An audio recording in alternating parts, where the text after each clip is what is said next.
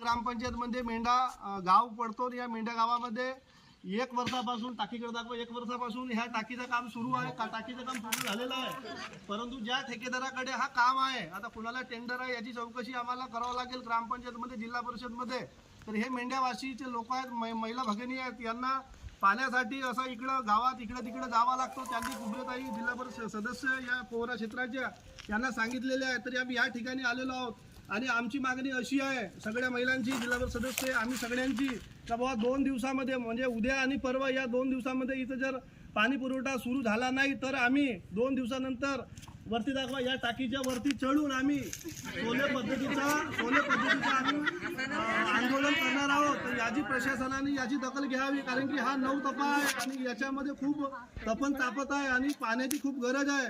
त्याकरिता आम्ही सर्व मंडळींना म्हणजे यांना प्रशासनाला विनंती करतो की त्यांनी आमच्या